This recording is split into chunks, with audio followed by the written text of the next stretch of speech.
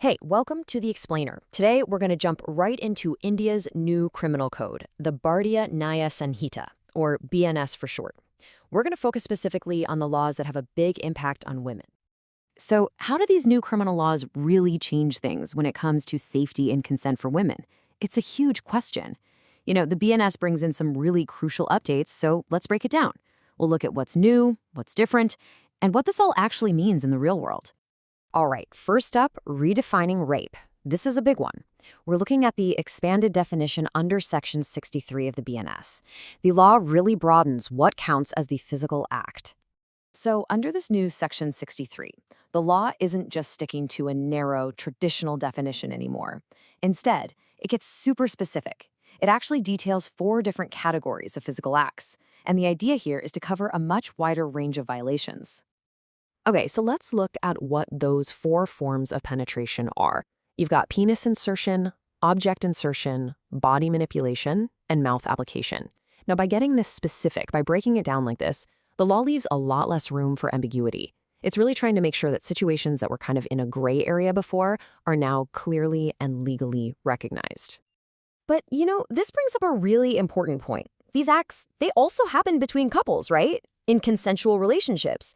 So what is it that makes them rape? Well, the law is super clear on this. The physical act alone is not what defines the crime. And that's where we get to the absolute heart of the matter: consent. The entire offense really hinges on this one single principle. The BNS actually lays out 7 specific circumstances where consent is just legally not valid. So here's the bottom line.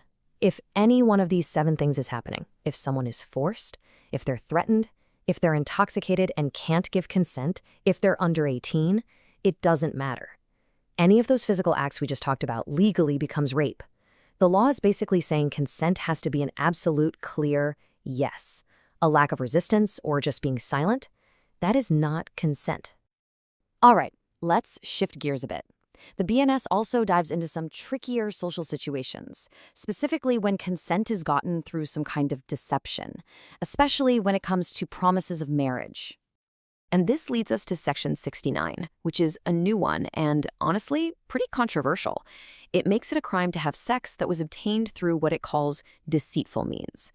And what does that mean? Well, the law defines it as making false promises, like a job, a promotion, or marriage, when you had absolutely no intention of ever making good on that promise. But here's the thing, and it's a big but. This could be a double-edged sword, right? There's a real concern that this section could be abused, like to an unimaginable level, especially in situations where a relationship just goes bad. A breakup could suddenly turn into a criminal case, and that raises all sorts of tricky questions about how you prove someone's original intentions. Now let's look at another form of marital deception: bigamy. The BNS also takes a clear shot at clarifying the law around this, which, just to be clear, is when someone marries a person while they're already legally married to someone else. So for a bigamy charge to actually hold up in court, the law lays out these 3 very specific conditions. First, you have to have a legally valid first marriage. Simple enough.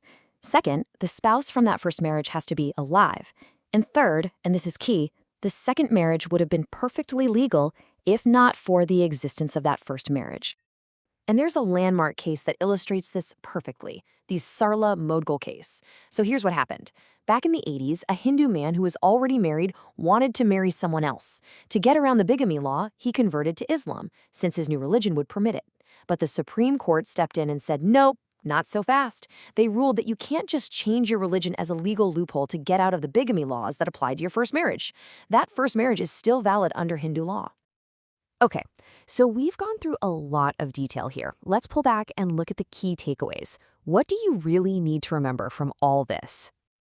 So, to sum it all up, here's what you should take away. First, the definition of the physical act of rape is now way broader and more specific. Second, consent is absolutely key. The focus is squarely on clear, voluntary consent. And remember, a lack of resistance is not consent. Third, deception is now a specific offense. Using false promises of marriage or a job to get consent is a crime. And finally, that bigamy loophole, it's been closed. You can't just convert to another religion to get around the law. And this leaves us with one final big question to think about.